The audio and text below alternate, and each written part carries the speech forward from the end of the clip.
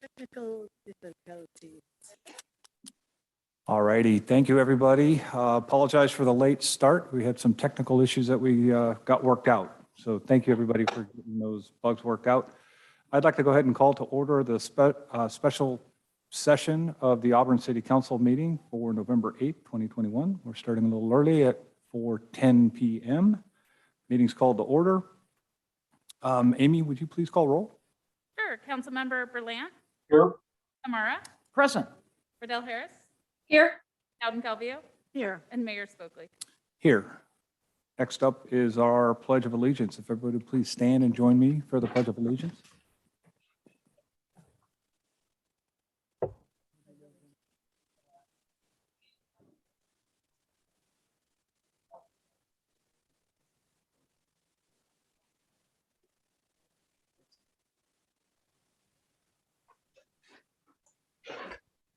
Thank you for that. Next is our agenda approval. This is the time set aside for council members and/or members of the public to ask for removal, postponement, or to change the listed sequence of the agenda items. The agenda will be approved by the consensus of the council. Council, any changes to the agenda? Nope. Seeing none, any members of the public have any changes to the agenda they'd like to see? All right, thank you, everybody. We'll go ahead and get started with the presented agenda. Next up is our consent calendar. All matters listed on a consent calendar are considered to be routine in nature and will be approved by one blanket motion with a roll call vote. There will be no separate discussions on these items unless persons request specific items be removed from the consent calendar for discussion and separate action. Any items removed will be considered after the motion to approve the consent calendar. Council, any items wanted to be pulled? No. Seeing none, any members of the public have any items on the consent calendar they would like to see pulled? All right, Mayor, I'll move approval of the consent calendar as proposed. I'll second that. thank you very much. Amy, would you mind? Councilmember Berlant, Aye. Amara, Yes. Bowden Calvillo, Aye. Riddell Harris, Aye. Mayor Spokley. Yes. Thank you all. Next item is public comment. This is a time provided so that the public may speak to the council on items not on this agenda. Please make your comments as brief as possible. The council cannot act on items not included on this agenda. However, the items will be automatically referred to staff. Council members also have the option to speak on any item not on this agenda at this time. Council? Seeing none? Members of the public?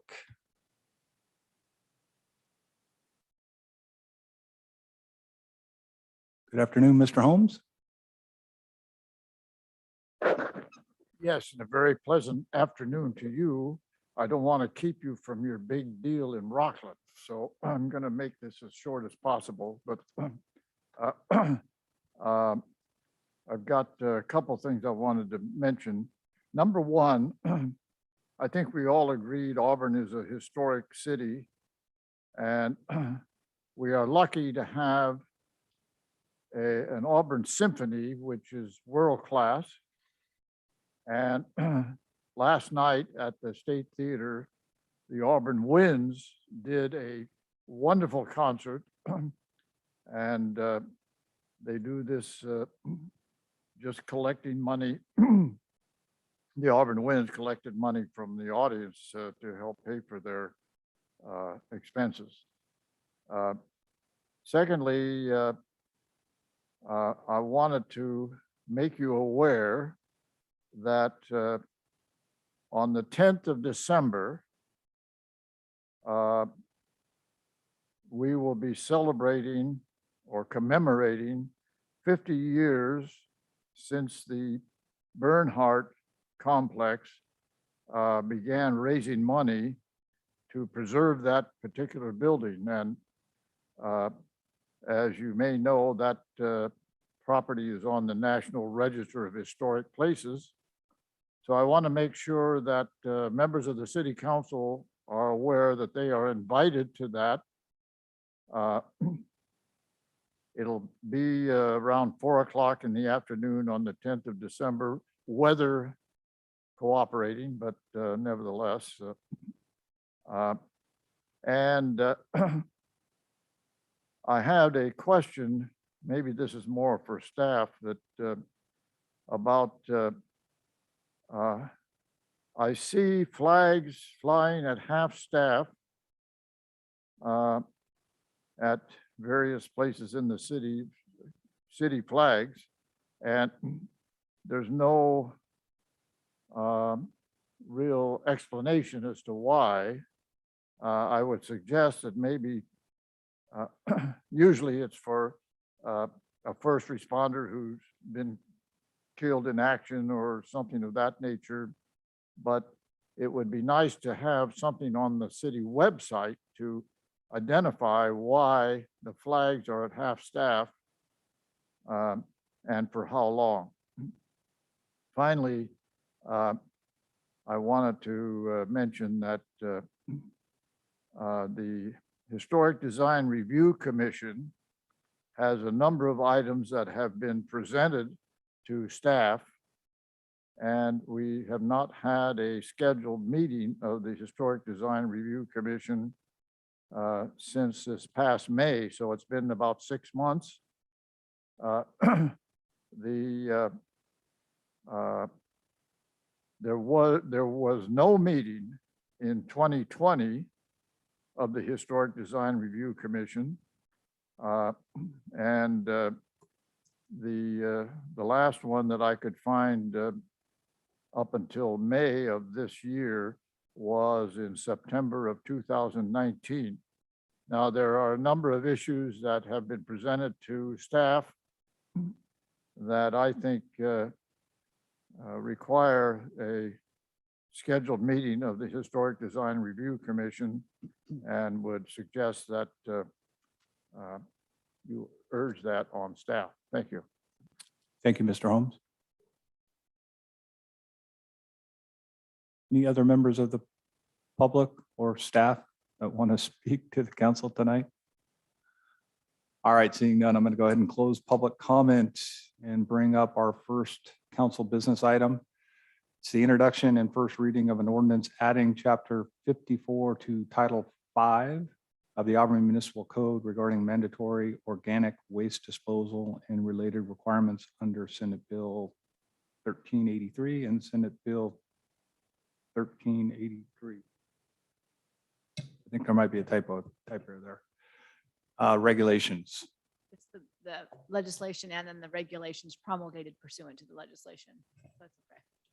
Both same Senate bill number? Yeah. Okay. Yes, thank you, Mayor and council members. This item is back before you from the last meeting. A couple of questions came from that. We already went over the overview at the last meeting, and that's included in your staff report this afternoon. A couple of questions came out of the last meeting, whether or not the regulations require service or self-haul. There's a citation, and the regulations and all of their detail are included in the agenda packet this afternoon. For those interested, section 18984.9, subdivision A, and section 18981.2, subdivision A. With that, I'm happy to answer any follow-up questions from the discussion at the last meeting. So I think there were some specific questions about what's in your base, fee that you pay for collection. Are the green toters included or not included?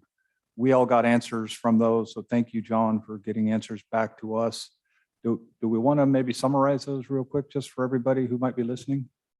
I think it was what's included with your base flat rate. So for the vast majority of customers, residential customers in the city of Auburn, there's a base rate. And in that base is the 2-toter system. Trash, both are 96-gallon toters. One's for trash and recycling, the other is for the green waste. Now, there are some exceptions, and those exceptions fall for people mostly that live in some of the older and hillier areas where Recology offers literally a backyard service. There are some that don't necessarily provide those. And so there are exceptions that apply to those. The base rate, I think, is around $38. That includes the 2-toter system.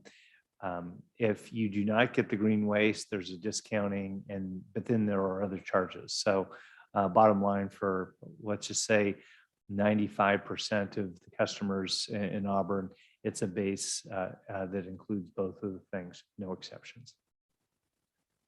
So thank you for that. Just maybe another follow-up question. The last meeting we had where we discussed this, there was ongoing conversations with, I think, Recology on how they were going to deal with the organics. Do we have any more information since our meeting 2 weeks ago? Yeah, so that actually, there haven't been any changes, but I will give you an update. In this case, they are still debating on where the food waste is going to go, whether it's going to go into the organic container or into the trash. They have been leaning that it would go into the trash and recycling container. Tomorrow at 9 o'clock, I have a meeting with the folks down at the Placer Waste Management Authority, and we're going to go over a lot of those things. A lot of this is predicated on where that board of directors decides to go with things. They are staring at almost $100 million project that would go towards dealing with SB 1383 and all the organics. So it's a big deal. I'm going to find out some more, and I will bring that item back as an information item for the council and the public once they are getting there. I will share with you that they are out to bid right now on this, and that'll determine how the food waste will be dealt with. And this has to do with the residential customers. For the food waste, or for all the restaurants, food providers and everything, that is completely already settled. It's a separate container. They handle the food waste completely separately. So as soon as we have the information on it, we'll let everybody know. So, Mr. Mayor, this is to this particular point. While I appreciate that Recology is still trying to figure out the system, this ordinance actually states in section 54.03 subsection B that those residents that are participating in the city's solid waste and organic waste collection service shall place their source separated green container organic waste, including food waste, in the green container, and source separated recyclable materials and solid waste in the gray container. So right now, that's the way it's going to be until which time Recology comes up with some alternate program. And so if they do, we'll have to, of course, revise our ordinance accordingly. But as of January 1st, 2022, residents that participate in the city's solid waste and organic waste hauling will put their organic waste in their green waste container. So we talked about this, Mr. Mayor. I know it went back and forth and there was some discussion about it going in the gray container, what have you, but it's very clearly stated in our ordinance that that's the way it'll be for now. And then should Recology change that, then certainly we'll have to come back and revise our ordinance to reflect that change. So the other thing is, it's important to note that for those folks that don't have a green container, they can still haul their own organic waste under our ordinance, because it does provide that you can comply either by subscribing to the waste collection, or if you meet the qualifications as a self-hauler. So you could actually take your own organics to the MRF, and it also encourages composting and so forth. So, and if you compost and you eliminate your organics, then you don't have to participate that way because you've already eliminated your organics. So, and I'll speak more, but I just wanted to put that on the record, because our ordinance does specifically state how it's to happen right now. And then, of course, we can change that when Recology acts. Great, thank you very much. Any other questions from council? I don't have any questions, but I have just some comments. We'll come back for comments. Daniel, Rachel, any questions? Yeah, Mr. Mayor, thank you. John, or this might be a better question for Gary, to Alice's point that, as it reads, as January 1st, residents will be required by ordinance to put their food waste into the green bin. So it has not been decided. And I just want to clarify too, in my question, it's not Recology, it's really the MRF, the JPA that will make that decision. And the Recology will then obviously pass that down. But are we able to build into this ordinance some type of language that gives us flexibility so that, let's say this decision is not made by January 1st, what downstream effects do we have by telling residents they must now put their food waste in the green bin, and then as it gets to the MRF, they're not prepared for it, and more importantly, it now ruins the vegetation, the yard clippings that are in the green waste, which is again why they're making this whole discussion about not putting it in the green waste to begin with. And so if I understand the question, Councilmember Bland, it's whether or not the ordinance now could include language that would be flexible for some different container system in the future? Yeah, something, because I guess if the decision by the MRF does not occur by January 1st, our ordinance now requires it to be enforced, yet they're not actually going to be processing it potentially by this date. And so I'm just curious what other communities are doing. I know we're required to have an ordinance by January 1st, but where's the flexibility in allowing us to not necessarily enforce the wrong thing? Yeah, so it would be, so state law does require an enforceable mandate and to specify which bins the different waste goes into. And so that is the requirement by January 1. This reflects the best information that we have from Recology right now. And in the future, if it changed, as Councilmember Don Calvillo mentioned, this would need to be updated. I don't think it would be wrong because this is what is currently being done and how they're currently processing it. And in the future, there's a whole education and outreach component of this, both on the city's part and also the franchisee's part, and that will be included in a future franchise agreement. And so in terms of communication with the public, bill inserts other communication efforts that would go out if there were a change in the future, and also for implementing this ordinance to make sure that everybody understands what's going in each container and so forth. Gary, are you familiar with what other cities in Placer County are doing with this same dilemma? Because we're obviously not the only ones who have a deadline to have an ordinance, but don't yet have a direction from the JPA and from the MRF.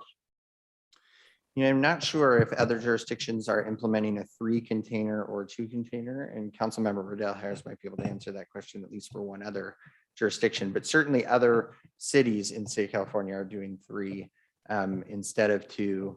And I'm not seeing any doing 1, frankly. So it's either a 2 or a 3 system that I'm seeing. As far as I understand it, Roseville is planning to put their waste into their organic waste into the green waste bin. Of course, they also go to the MRF.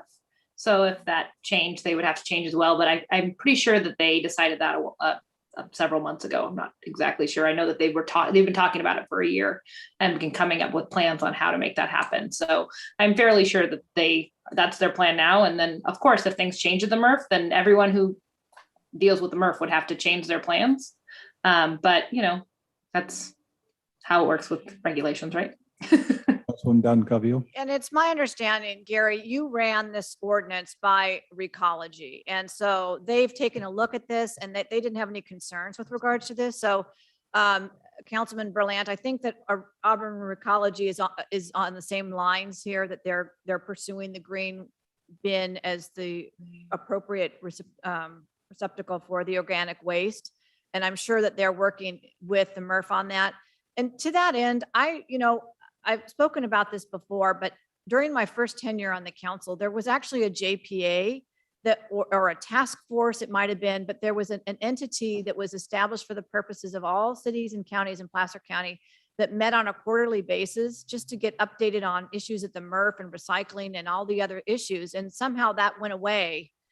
We did not contribute financially to the MRF, so we don't get to sit on that JPA. The city didn't agree at that time when they went to build the MRF. That was before my first year on the council in '98. But we did have that task force, and that task force was really very beneficial and helpful because we were able to have that not only conversations, but we were an advisory entity, but we were able to provide input as well. And really, we're kind of getting this at the 11th hour. And our residents are going to be expected to change the way that they may be disposing of their organics now.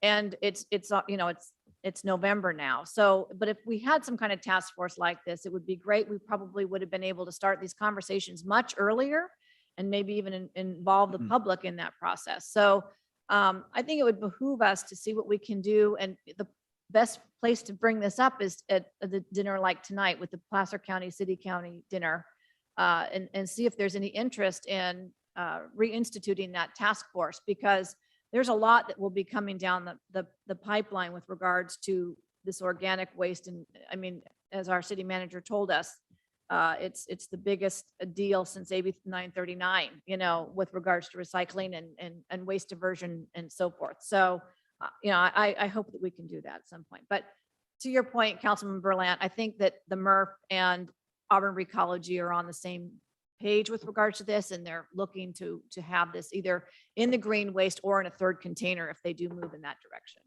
I appreciate that. Just to be clear, my question was more specific to what the other cities are doing to ensure that we're consistent. So I appreciate Councilwoman Waddell Harris's comments about Roseville, because we're all in this same dilemma. Not being a member of the Waste Management Authority, like you mentioned, puts us a bit at a disconnect of the communication.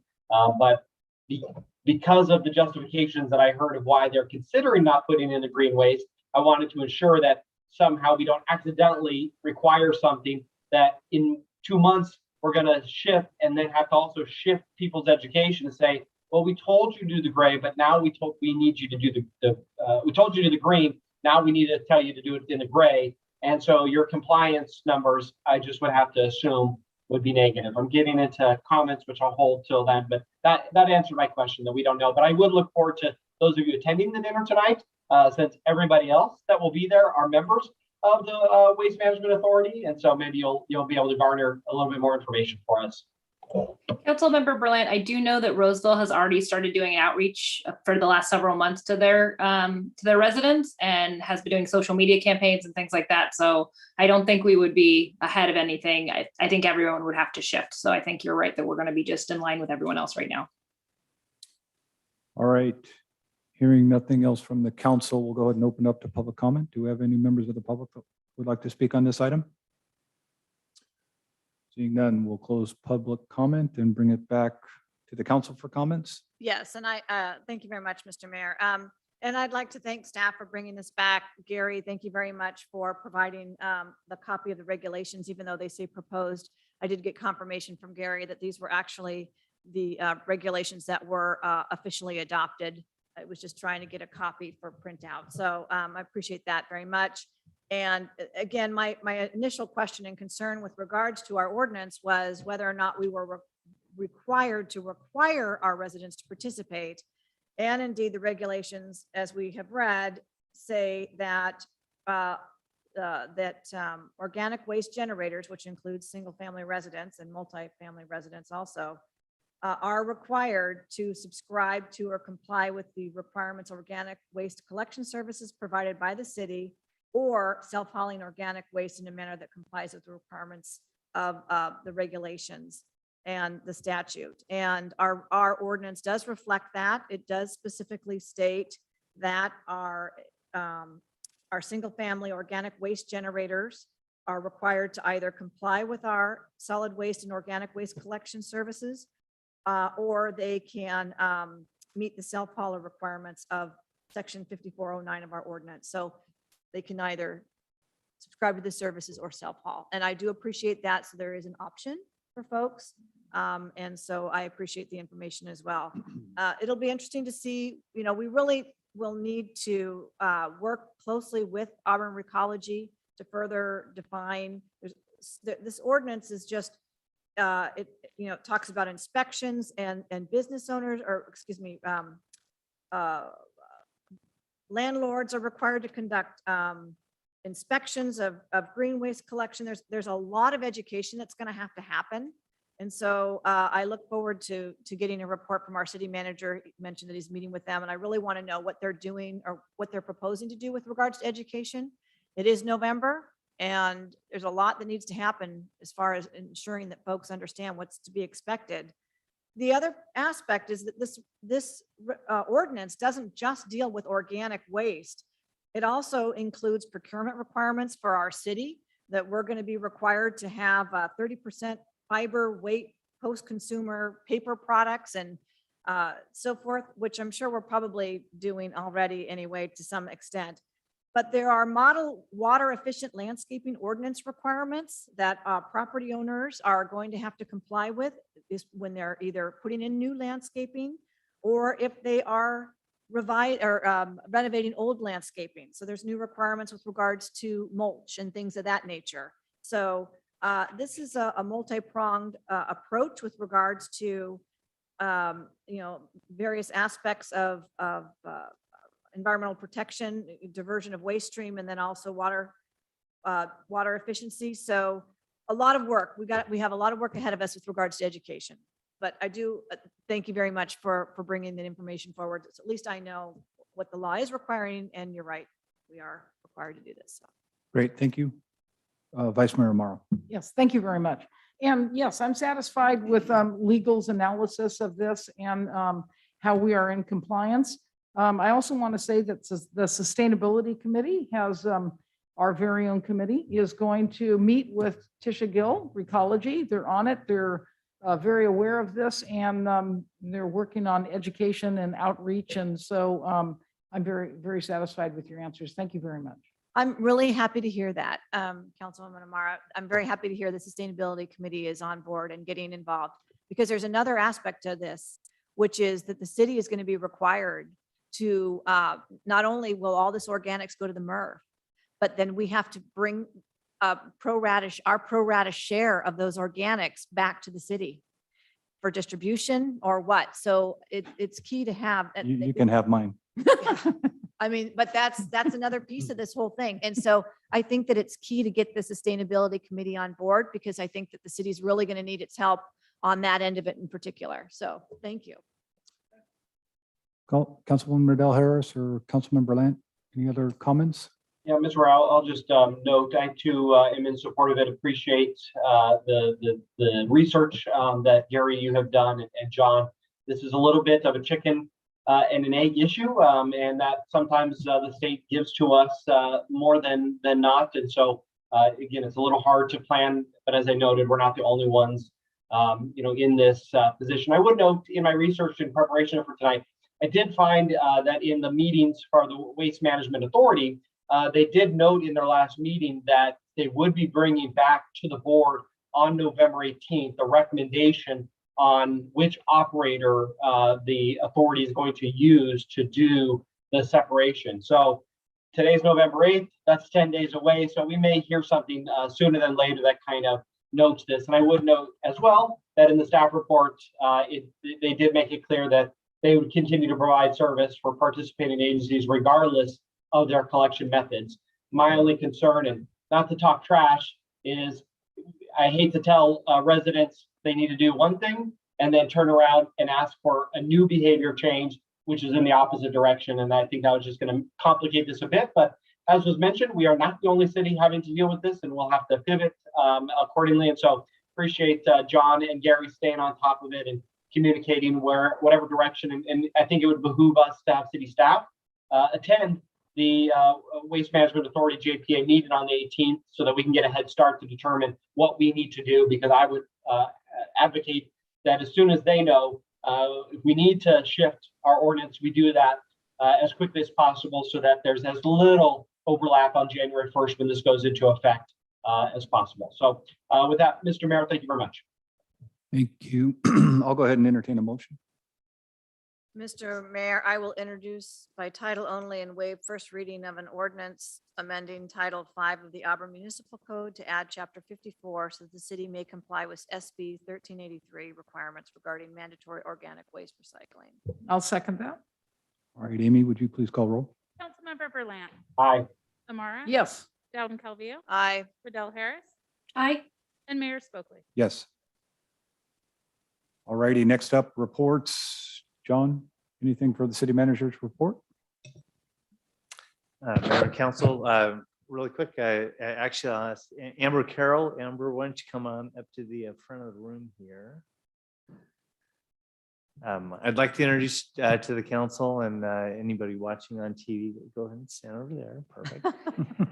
This is Amber Carroll. Amber is my new admin assistant working in the city manager's office. She's actually going to be doing quite a few things. She's going to lots of admin tasks for the city manager's office. She'll be working with economic development. She'll be working on the administration on some of the things that we're doing regarding the Auburn Airport. She will be coordinating things with the city council and with some of the various commissions and stuff that staff supports on things. So Amber started about 2 weeks ago. Yep. Yep. And she is the newest, one of the newest members of our team. So I'll just introduce Amber, as customary, we'll give you 15 minutes to run down a long introduction and the background of how you got here to the city of Auburn. Well, I'm unprepared for that. I'm teasing. Okay. I'm happy to be here. Welcome aboard. Thank you. We look forward to working with you. Thank you. A question that came up in the public comment. The flags are at half staff because of the passing of a state correctional officer. I believe his name is Juan Cruz from the Fresno area. COVID numbers, they're going down, which is a positive thing. 5.7, if you remember last week, the positivity was up around 7.1. So we're having the overall positivity rate going down. Last week, the numbers were about 19.1 people per 100,000. It's down to 18.3. The intensive care units in Placer County have 25 people in them, of which only 9 of those people are from Placer County. And within the hospital, there are, or the various medical hospitals here in Placer County, 95 people are in the hospital because of COVID, but only 38 of those are from Placer County. So again, yeah, you see our hospital numbers, and it just reflects the fact that we have some of the best healthcare in the state, in this county, which is a major thing for us. And with that, that's my report. Thank you very much. City Council Committee reports. Does anybody want to go or keep them brief? We do have a dinner to get to. Yes, I just wanted to briefly mention, first of all, I wanted to mention that Find Energy announced that Pioneer Community Energy won their energy's coveted award for the lowest residential electricity rate in California for 2020. Find Energy found that the residential rate was more than 10% lower than the national average. So this is a very coveted award and a great recognition for Pioneer Community Energy to win this award for 2020. So I want to make that announcement. And then I also wanted to let you know that your Endurance Capital of the World Committee is working with our staff to put up a new sign in front of City Hall. We'll say Endurance Capital of the World to welcome folks to our city. It will have our logo on it, and it will be in a similar format to the City Hall sign out front, but that probably will be installed in the next couple months or so. And I'll just keep it at that. Great, thank you. Say a couple of things. I attended a DBA meeting, and they talked about, I just want to tell everybody, Restaurant Week will be coming up January 1st, the first weekend in January, I believe. I'll let you know further, but it's January, February. And Co-op Fridays. And then, excuse me. And then the sustainability, as I said, is going to have Recology on November 16th, but they're having a special meeting tomorrow. Glyphosate, they're talking about, that's going to come back on. And the Mosquito Vector Committee has been meeting in closed session, and that's all I have to report. Oh, and I did attend the Auburn Winds. That was wonderful. That took place in our State Theater, which is, again, we supported that, and it was beautiful, a turnout. It was packed. So anyway, thank you. That's all I have. Great, thank you very much. Councilmember Land, Councilwoman Nordell Harris, anything? Yeah, Mr. Mayor, I'll be real brief. Just wanted to note that the Auburn Chamber of Commerce's Think Auburn First Committee has been meeting frequently. John Dunleavy and staff are on the committee, and we have been brainstorming all the features that we're going to be doing here in the holiday season. So I look forward in the next couple of weeks for another rollout of the different live video features at different stores starring John and Jackie, myself, Amy, and a number of others. So keep that on your radar. Thank you very much, Councilwoman Riddell Harris.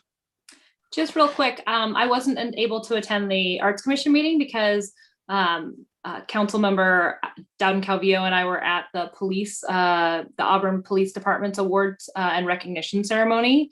And so I wanted to just say congratulations to everyone who did such an amazing job. The employees of the year for the police department were Samantha Davis and Connor Johnson. There were many life-saving awards, mostly related to overdoses. So that's something that maybe we should talk about as a community more. But yeah, community service awards, Mothers Against Drunk Driving came and gave an award. It was a great ceremony. And so I just wanted to say congratulations to everyone for their promotions and also the awards that they received that night. It was a great night. It was a good night. Thank you for the reminder, Councilwoman. And I too congratulate all of the fine men and women that work for the Auburn Police Department and all the great work that they're doing for our community and keeping us safe. So it was a really nice night, and thank you to our chief back there as well. So you did a great job, and I was honored to be present for that. I also just wanted to announce that on Sunday, the Auburn ARD had their bike park grand opening, and it was a nice ceremony.